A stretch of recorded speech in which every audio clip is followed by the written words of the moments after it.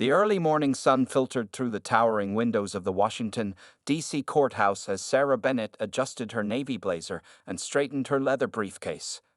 At 52, she carried herself with the quiet confidence that came from 2 decades of teaching constitutional law at Georgetown University Law Center. Sarah hadn't planned to be in traffic court that Monday morning. Her research on racial disparities in the justice system usually kept her in libraries and behind computer screens, analyzing data and patterns. But something about the recent surge in complaints about discriminatory traffic citations had drawn her from her comfortable office to these hard wooden benches. The courthouse buzzed with its usual morning activity. Security guards nodded at familiar faces, clerks shuffled papers, and nervous defendants whispered to their lawyers. Sarah observed it all with keen eyes, her notepad ready on her lap. Her pen moved swiftly, documenting the subtle interactions. How some people were greeted with smiles, while others received curt nods. How certain defendants were interrupted, while others were allowed to speak at length. She wasn't just any observer, though few in the room knew it. As one of Georgetown's most respected professors, Sarah had shaped the minds of countless legal professionals, including judges who now presided in these very courts. Her articles on judicial bias were required reading in law schools across the country, and her expert testimony had influenced several landmark cases on racial discrimination. Today, however, she sat quietly in the back row, dressed simply in her blazer and pencil skirt, looking like any other professional who might have received a traffic citation. Her own citation, for an alleged parking violation on K Street, rested in her briefcase. She had considered simply paying the fine online, but something about the circumstances, the unclear signage, the officer's dismissive attitude, had prompted her to contest it. The room gradually filled with more people, young and old, professionally dressed and casual, representing the full spectrum of Washington's diverse population. Sarah noticed how people naturally segregated themselves, creating invisible but unmistakable lines of division. Her trained eye caught the subtle ways anxiety manifested differently across faces. Some showed defiance, others resignation, and a few displayed the confident ease of those familiar with the system. At precisely 9:00 a.m., the bailiff's voice rang out, commanding everyone to rise. Sarah stood with the others, her posture straight but relaxed. She watched as Judge Michael Harrison entered the courtroom, his black robes flowing behind him.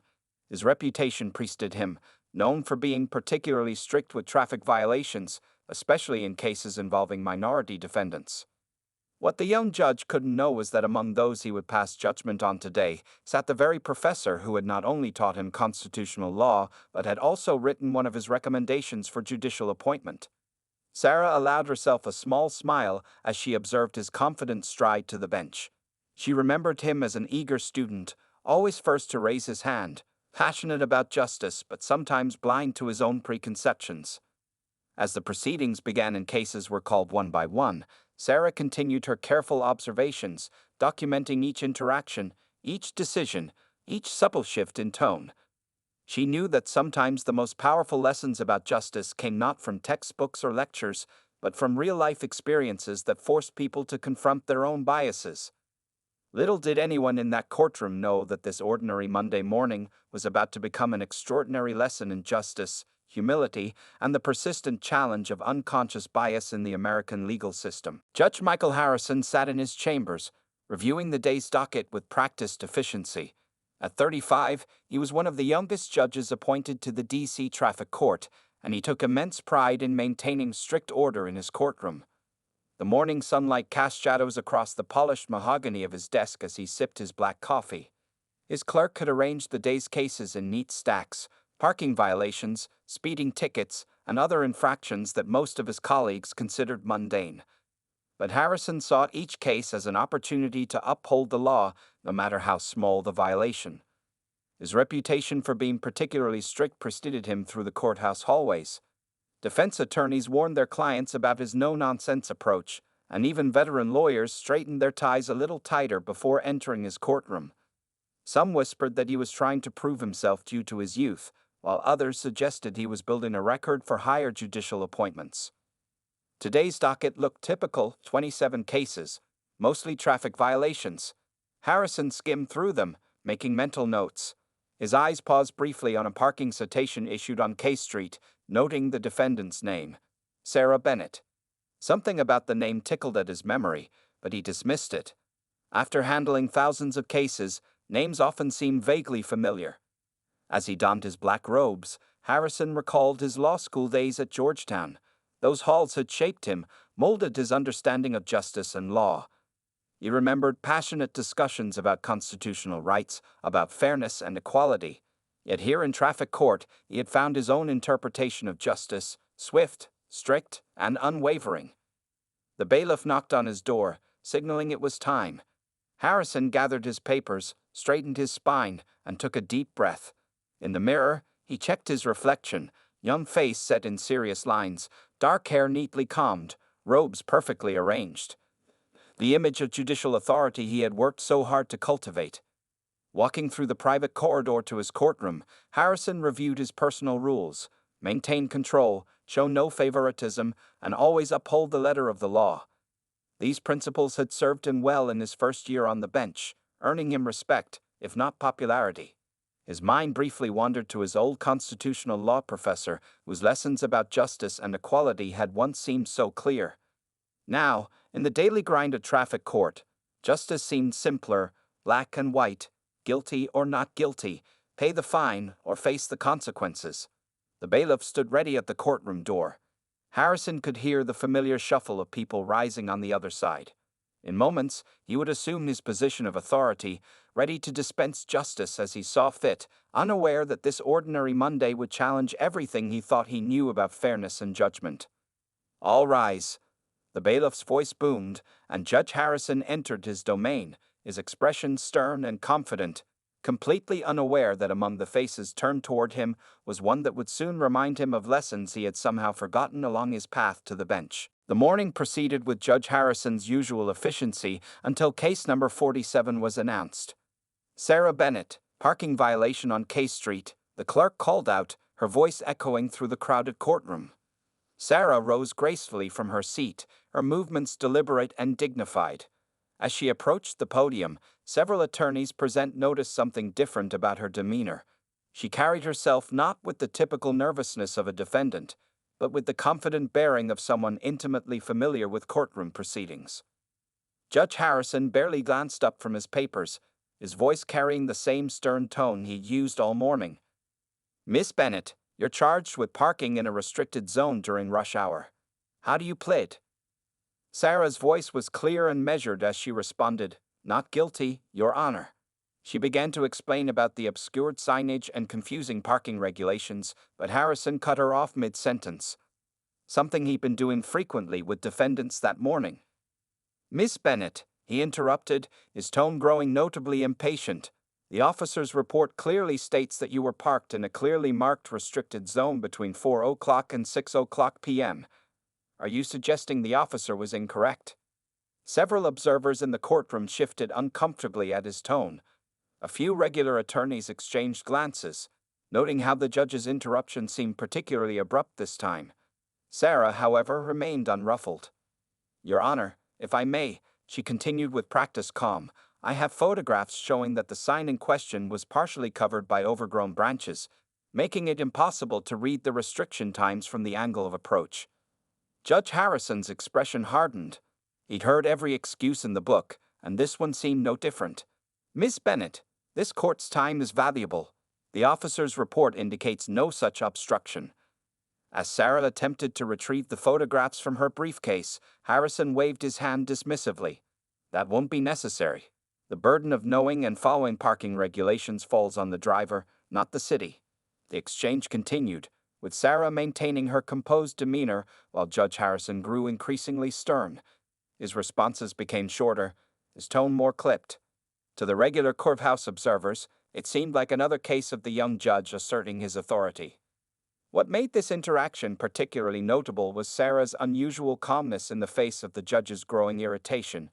She stood straight, maintained eye contact, and responded to each dismissal with the practiced patience of someone who had spent years teaching others about the very principles of justice being demonstrated in this moment. The tension in the courtroom built as the exchange continued, with even the bailiff shifting uncomfortably at his post. The other defendants waiting their turn watched with growing interest, sensing that something about this case was different from the routine traffic violations they witnessed all morning. Little did Judge Harrison know that his next decision would transform this seemingly routine traffic case into a moment that would challenge his entire approach to justice. Judge Harrison leaned forward in his chair, his decision already formed before Sarah could finish her final statement. The fluorescent lights cast harsh shadows across his stern features as he delivered his verdict. Ms. Bennett, this court finds you guilty of violating City Parking Code 23.4, he announced, his voice carrying a note of finality. Given your apparent disregard for clearly posted regulations and your attempts to dispute the officer's professional judgment, I'm setting the fine at $500, well above the standard $100 penalty. A collective murmur rippled through the courtroom. Even the regular court officers exchanged surprised glances. This was an unusually severe fine for a simple parking violation. Several attorneys present shifted uncomfortably in their seats, recognizing the disproportionate nature of the penalty. Sarah stood motionless at the podium, her expression unchanged. She watched as Judge Harrison scribbled the fine amount on her citation, his movements sharp and decisive. The young judge seemed pleased with himself, confident he was sending a clear message about respect for the law. Furthermore, Harrison continued, his tone growing more severe, I want to note for the record that this court takes a dim view of citizens who attempt to circumvent their responsibilities by questioning the competence of our law enforcement officers. The court clerk typed furiously, documenting every word. The regular attorneys who frequented this courtroom had never seen such a steep fine for a parking violation. Some began taking notes, sensing this might become relevant in future cases. Sarah finally spoke, her voice calm and measured despite the circumstance. Your Honor, I accept the court's decision. She paused, adjusting her glasses deliberately. However, I should mention that this will unfortunately require me to end my constitutional law lecture early this afternoon. Judge Harrison barely looked up from his paperwork, still writing his final notes on the case. Ms. Bennett, your scheduling conflicts are not this court's concern. You should have considered your professional obligations before violating city parking ordinances. The courtroom remained unusually quiet, the tension palpable. Even the bailiff, who had seen countless cases in this court, seemed to sense something significant was about to unfold. The morning sun had reached its peak outside, casting long rectangles of light across the courtroom floor, illuminating the dust particles floating in the air. Sarah gathered her materials unhurriedly, every movement deliberate and composed. She showed no signs of the anger or frustration that typically accompanied such a harsh penalty. Instead, there was something in her demeanor, a quiet confidence that suggested this story was far from over. The next case was already being called, but several eyes remained fixed on Sarah as she made her way back to her seat. Judge Harrison had already moved on, unaware that his next realization would shake the very foundations of his judicial confidence. Sarah's measured voice carried through the courtroom as she added one final comment. I do need to finish grading papers for tomorrow's advanced seminar at Georgetown Law. You remember those deadlines well, don't you, Judge Harrison? From when you were in my constitutional law class 10 years ago. The courtroom fell into complete silence. Judge Harrison's hand froze mid-submature, and his face visibly paled. The revelation hit him like a physical force as memories flooded back. Professor Bennett, standing at the front of the lecture hall, challenging students to think deeply about justice, fairness, and unconscious bias. Several attorneys in the gallery audibly gasped. The court clerk's fingers hovered motionless over her keyboard. Even the bailiff, usually stoic, struggled to maintain his professional composure. Judge Harrison slowly looked up, really seeing Sarah Bennett for the first time that morning. She stood there, exactly as he remembered her from his law school days, the same authoritative presence, the same questioning gaze that had guided him through complex constitutional principles. The irony was crushing. Professor Bennett, who had written one of his strongest recommendations for judicial appointment, who had praised his understanding of equal justice under law, had just experienced firsthand how far he had strayed from those principles. Memories rushed back, her passionate lectures about judicial temperament, her warnings about the subtle ways bias could creep into decision-making, her emphasis on treating every case with equal consideration regardless of the defendant's background. The young judge's face flushed red with embarrassment. His earlier smugness evaporated as he realized he had just provided a perfect case study in exactly the kind of biased judgment she had taught him to guard against. Sarah remained standing, her expression neither triumphant nor accusatory. She was still the teacher, and this had become an unexpected lesson, not just for her former student, but for everyone present in the courtroom. The silence stretched on for what seemed like an eternity. Regular court observers would later describe this as the longest pause they had ever witnessed in traffic court. The morning sun continued its journey across the courtroom floor, illuminating the scene like a spotlight on a stage where an extraordinary drama was unfolding. Judge Harrison looked down at the excessive fine he had just imposed, then back at his former professor. In that moment, he was no longer the confident young judge, but once again the law student who had sat eagerly in her classroom, learning about the very principles he had just failed to uphold. Judge Harrison's courtroom remained frozen in stunned silence. The weight of recognition pressed heavily on his shoulders as he stared at Professor Bennett, his former mentor who had shaped his early understanding of justice. 10 minutes recess, he announced abruptly, his voice cracking slightly. The gavel's bang echoed through the silent room. Without meeting anyone's eyes, he quickly retreated to his chambers, his black robes billowing behind him. Once inside, Harrison collapsed into his leather chair, loosening his collar. His hands trembled as he pulled out an old Georgetown Law yearbook from his bottom drawer. There she was, Professor Sarah Bennett, photographed during his graduating year, standing proudly with the Constitutional Law faculty. Memories flooded back, her passionate lectures about equal justice, her patient guidance during office hours, and most painfully, her glowing letter of recommendation that had helped launch his judicial career. The very letter sat framed on his wall, its words now seeming to mock him. In his chambers, Harrison replayed the morning's proceedings in his mind. He had interrupted her more quickly than other defendants. He had dismissed her evidence without consideration. He had imposed a fine 5 times the standard amount. And he had done it all without once truly looking at her face. The bailiff knocked softly, indicating the recess was nearly over. Harrison stood before his mirror, seeing himself through new eyes. The young judge who had prided himself on being strict but fair now looked like exactly what he was, a man who had lost sight of the fundamental principles his professor had worked so hard to instill. Outside his chambers, the courtroom buzzed with whispered conversations.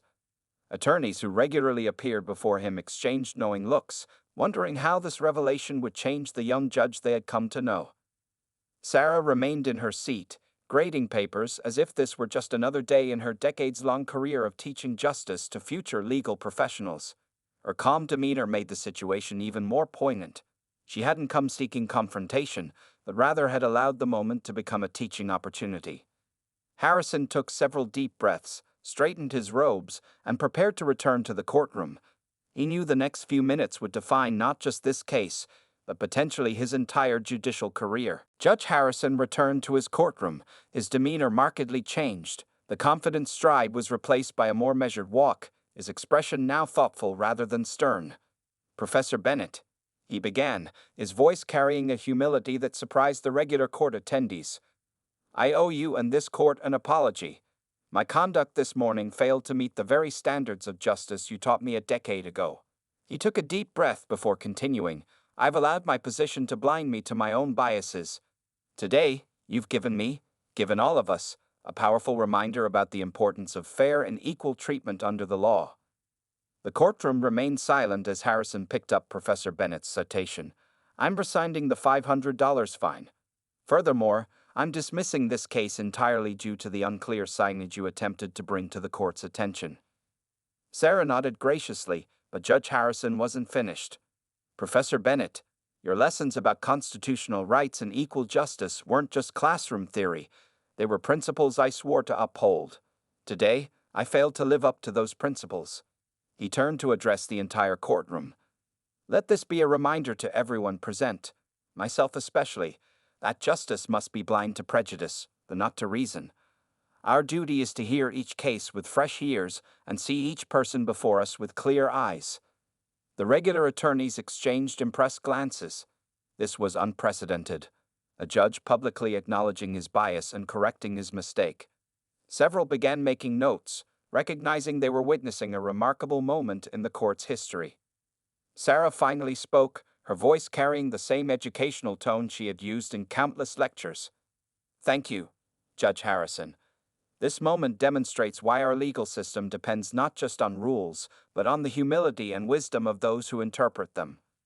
The transformation in the courtroom was palpable.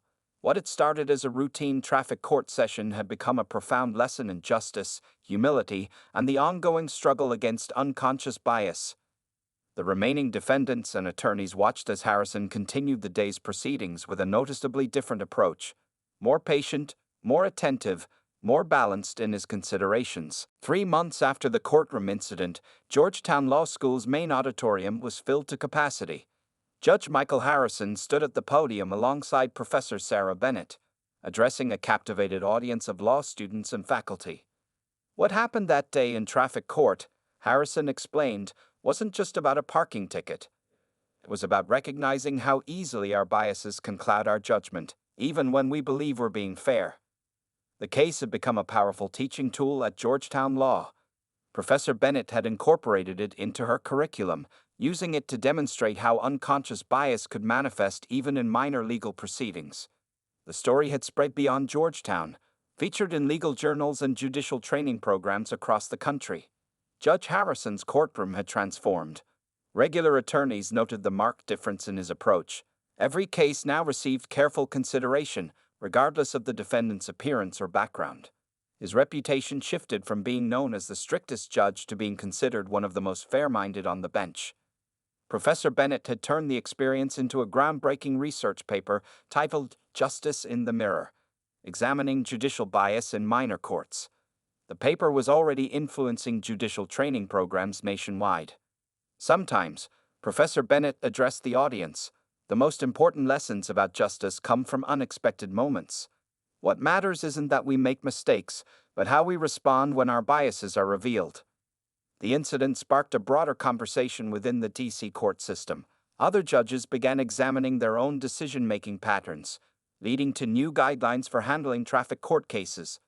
Statistical analysis showed a significant reduction in disparate sentencing across demographic groups.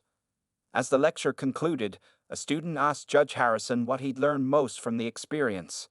He smiled thoughtfully before responding, "Justice isn't just about knowing the law. It's about remaining humble enough to recognize our own prejudices and brave enough to correct them." The case had become known as the professor's lesson among law students, a reminder that true justice requires constant self-examination and the courage to admit when we've fallen short of our ideals. The courtroom remained frozen in stunned silence. Judge Harrison stared at Professor Bennett, his former mentor who had shaped his early understanding of justice. His hands gripped the wooden bench, knuckles turning white. 10 minutes recess, he announced abruptly. The gavel's sharp crack echoed through the silent chamber. Without meeting anyone's eyes, he quickly retreated to his chambers, black robes billowing behind him like a storm cloud. Once inside, Harrison sank into his leather chair. His hands trembled as he pulled an old Georgetown Law yearbook from his bottom drawer. There she was, Professor Sarah Bennett, photographed during his graduating year, her kind but challenging eyes staring back at him through time. Memories flooded back like a broken dam, her passionate lectures about equal justice under law, her patient guidance during office hours when he struggled with complex constitutional concepts, and most painfully, her glowing letter of recommendation that had helped launch his judicial career. The very letter sat framed on his wall, its words now seeming to mock his recent actions. In the quiet of his chambers, Harrison replayed the morning's proceedings with growing horror.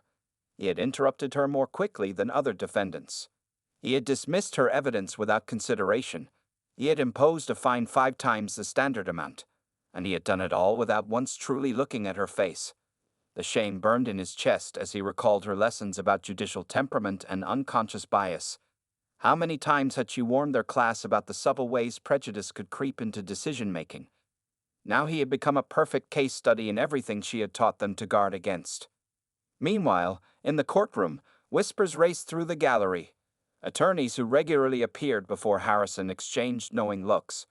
Court officers tried to maintain their professional composure, but even they couldn't help glancing at Professor Bennett with newfound respect. Sarah remained composed, grading papers as if this were just another teachable moment in her decades-long career. Her calm demeanor made the situation even more poignant.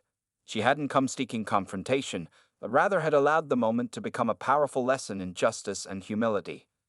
The bailiff knocked softly on Harrison's chamber door, indicating the recess was nearly over. The young judge stood before his mirror, seeing himself through new eyes. The stern disciplinarian who had prided himself on being strict but fair now looked like exactly what he was: a man who had lost sight of the fundamental principles his professor had worked so hard to instill. As he prepared to return to the courtroom, Harrison knew the next few minutes would define not just this case, but potentially his entire judicial career. The weight of the moment pressed heavily on his shoulders as he straightened his robes and gathered his courage to face the truth about himself and his actions. He thought about what Professor Bennett would expect of him now, not excuses or defensiveness, but honest self-reflection and a willingness to correct course. The lessons she had taught him years ago were about to face their greatest test, not in a classroom discussion, but in real-world application. The next knock on his chamber door was more insistent. The recess was ending, and decisions had to be made. Judge Harrison took one final deep breath, squaring his shoulders. It was time to prove whether he could live up to the principles Professor Bennett had instilled in him all those years ago.